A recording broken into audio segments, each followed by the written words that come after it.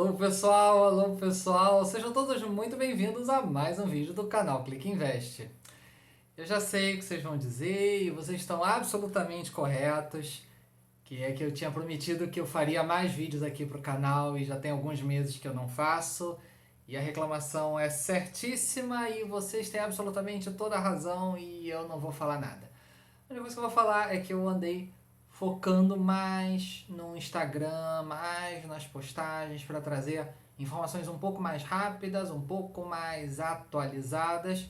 E sim, acabei deixando o YouTube um pouquinho de lado. Mas agora a gente vai tentar voltar aos pouquinhos, a gente vai tentar manter uma agenda um pouco mais fixa, tá bom? Eu prometo, não é má vontade, é realmente dificuldade de organizar tudo, mas vai dar certo. E hoje a gente vai falar de um tema que muitas pessoas têm me perguntado com frequência, principalmente ao longo aí desse momento da pandemia do coronavírus, que é sobre essas várias emissões de cota que têm acontecido. A gente tem visto vários fundos de praticamente todos os segmentos fazendo emissões de cota, ou seja, querendo captar recursos. E as pessoas ficam na dúvida, poxa, será que no momento com tanta insegurança, um momento com tantas incertezas, faz sentido fazer uma nova emissão? Faz sentido captar recursos? Será que não era o momento de esperar para ter um horizonte um pouco mais visível, um pouco mais fácil de entender, um pouco mais fácil de prever? E além disso, como que eu posso decidir se eu devo ou não entrar naquela emissão? Como eu faço para analisar alguns critérios para tomar a decisão de participar ou não de determinada emissão? A primeira pergunta é o momento adequado? E tem uma frase no mercado que é muito conhecida, normalmente atribuída a Nathan de Rothschild, que foi um magnata ali da virada do século XVIII para XIX e que é considerado por muitos historiadores o homem mais rico do seu tempo. E ele diz assim: compre ao som dos canhões e venda ao som dos clarins. Alguns traduzem para venda ao som dos violinos. O que isso quer dizer? Que você deve sempre tentar comprar na época que está todo mundo inseguro, porque é a hora em que você consegue extrair mais valor daquela transação, você consegue comprar pelo melhor preço. E que se você pretende vender algo, que você venda no momento da euforia, no momento em que todo mundo acha que tudo vai bem, que tudo vai dar certo. Então, olhando por esse prisma, talvez estejamos num dos melhores momentos. Afinal de contas, a gente está passando mundialmente pela maior pandemia dos últimos 100 anos.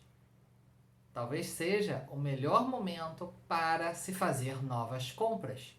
Então os FIIs precisam captar esses recursos, seja um fundo de fundos que quer adquirir cotas a um preço que ele entende que está atrativo, ou seja um fundo de shoppings que pode aproveitar esse momento para poder alocar e adquirir participação em outros shoppings, aproveitando que alguns players podem estar reticentes.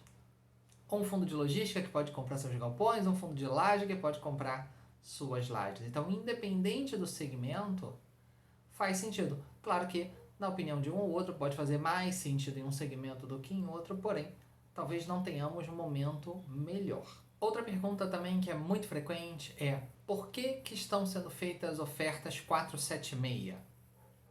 Para quem não sabe, existem basicamente dois tipos de ofertas de emissões de cotas.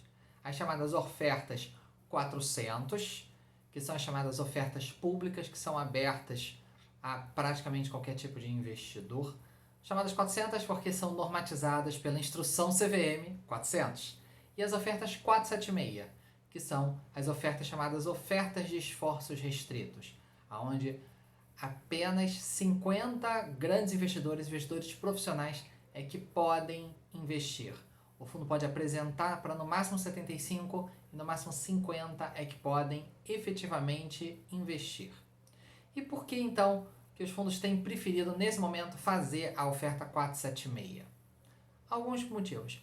Em primeiro lugar, é uma oferta mais rápida de se fazer. precisa de menos documentos, menos aprovações, por exemplo, da CVM, de menos documentos de prospectos, um monte de papelada que a oferta 476, como é para um público extremamente qualificado, não se faz necessário. Uma oferta 400 precisa ter a produção de um prospecto, por exemplo, que é um documento já de 300, 400 páginas. Só isso já toma tempo. A oferta 476 ela é mais ágil. E no momento em que estamos, a agilidade pode ser fundamental. Aquele que está querendo vender aquele imóvel para o fundo não tem muitas vezes o tempo. Às vezes o fundo está jogando em cima de uma urgência do outro lado. Então o fundo pode dizer, não, espera aí 3, 4 meses que é o tempo que eu preciso para colocar essa oferta de pé. Muitas vezes não dá, não é possível fazer isso. Então, muitas vezes vale a pena sim o fundo recorrer a 476 para ter essa agilidade e além disso, muitas vezes também menores custos, porque é uma oferta que vai ser aberta para o mercado inteiro, você vai precisar de muitas corretoras trabalhando, precisa fazer uma divulgação maior, então naturalmente também vai ter um custo maior para o fundo, além do tempo necessário para isso. Agora é importante esclarecer que, mesmo numa oferta 476, a maioria dos regulamentos dos fundos concedem o chamado direito de preferência. O que isso quer dizer? Antes da oferta ser aberta ao mercado, seja ela na 400 ou na 476, as cotas são primeiramente ofertadas aos cotistas, aqueles que já são cotistas do fundo. Ou seja, se por exemplo você detém 1% do total de cotas do fundo, você vai ter direito a subscrever, a adquirir antecipadamente 1% do total de cotas que está sendo ofertado. E muitos fundos ainda têm ultrapassado esse nível de governança que já era meio padrão no mercado. Então oferecendo também o que é chamado de direito de sobras, ou conhecido no jargão como segundo direito de preferência, ou seja, aqueles direitos que não foram subscritos nessa primeira rodada de direito de preferência são oferecidos aos cotistas que subscreveram a totalidade dos seus direitos de preferência. E ainda, muitas vezes, junto com o direito de sobra, ou seja, com a segunda rodada do direito de preferência, também é oferecido direito a montante adicional, aonde o cotista pode, se ele subscrever a totalidade da primeira rodada e subscrever a totalidade da segunda rodada de direito de preferência, ele ainda pode dizer, sem qualquer tipo de limitação de valor, falar, eu ainda quero adquirir X cotas. Claro que num mercado onde os cotistas utilizem todas essas ferramentas ao extremo, a gente vai ter eventualmente algum rateio no montante adicional. No direito de preferência e direito de sobras, nas duas rodadas, não, porque a quantidade de direitos que cada cotista tem é de forma que não haja rateio. Pode acontecer no montante adicional, até hoje não aconteceu, mas sim, é possível. Só as cotas que não foram subscritas nessas 3 etapas, direito de preferência, direito de sobras e montante adicional, é que vão ser oferecidas ao mercado. E nós já tivemos casos de fundos onde 70% ou até mais das cotas ficaram dentro de casa, entre os próprios cotistas. Tamanho foi o interesse. Então, só é oferecido para fora do quadro de cotistas, digamos assim, depois que os cotistas não manifestaram interesse naquelas cotas. Agora, vale a pena para o investidor, vale a pena para o cotista participar da emissão? Normalmente tem um ponto positivo, que é o valor da emissão. Em geral, o valor da emissão é abaixo do valor de mercado. Por um motivo muito simples. Se o fundo fizer a emissão acima do valor de mercado, vai ser muito mais interessante para qualquer um que queira ter cotas desse fundo comprar no mercado, comprar no home broker e não participar da oferta. Então, até para que a oferta seja atrativa ao mercado, é interessante que ela saia com valor abaixo do valor de mercado. Alguns podem criticar quando eventualmente esse valor pode ser muito abaixo do valor de mercado, eventualmente abaixo do valor patrimonial. E eu entendo essa crítica, essa reclamação. É um balanceamento que tem que ser feito com muita cautela entre um valor autossuficiente até para que o fundo possa arrecadar o máximo possível de recursos, porém não muito alto para não perder a atratividade da oferta. E como decidir se a oferta realmente faz sentido para você ou não? Se vale a pena você pensar em entrar nela? Eu vou dar pelo menos 4 critérios. Em primeiro lugar, o preço da emissão está abaixo do preço de mercado? Eu pergunto isso porque às vezes não está. Às vezes o valor da oferta é acima do valor de mercado. Ou pode ter acontecido do valor da oferta até ser abaixo do valor de mercado, porém o valor de mercado caiu ainda mais e acabou ultrapassando, caindo abaixo do preço da emissão.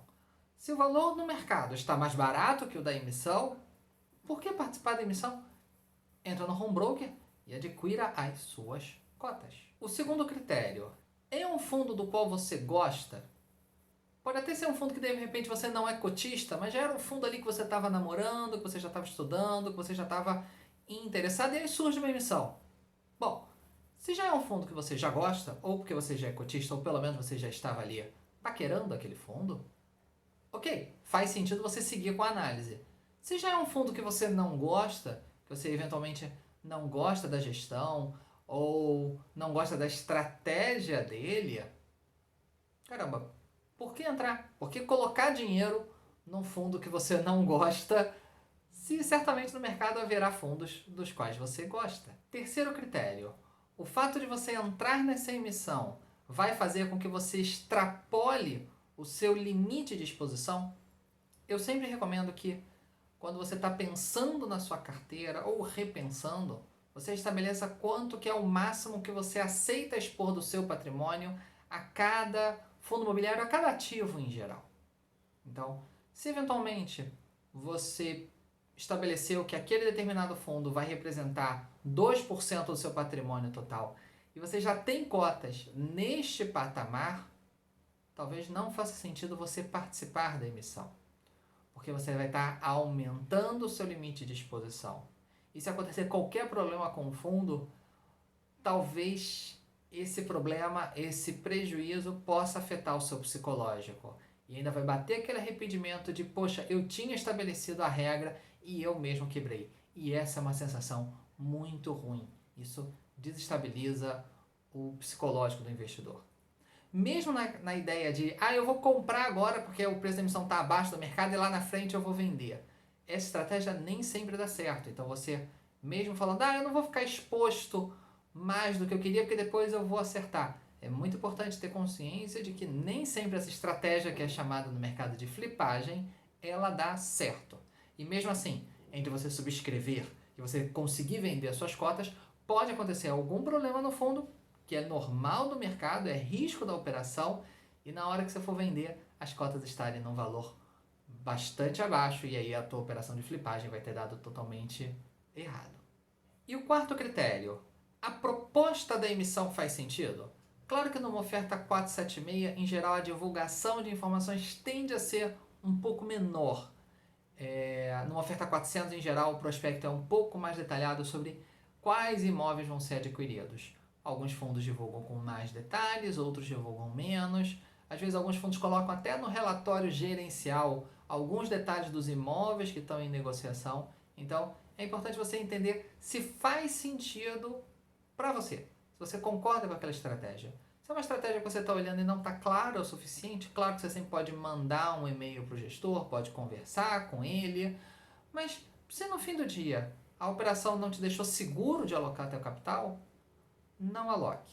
Claro que esses filtros eles não são perfeitamente matemáticos, nem é minha intenção. Jamais uma planilha de Excel é que vai te dizer o que fazer ou não com o seu dinheiro.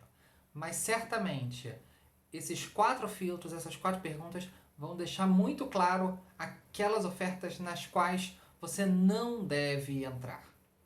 E com isso você consegue contornar as principais armadilhas que o investidor pessoa física tem ao analisar uma emissão. E com isso você já vai estar um pouco mais blindado e certamente nessas armadilhas você não cai. Tá bom, pessoal?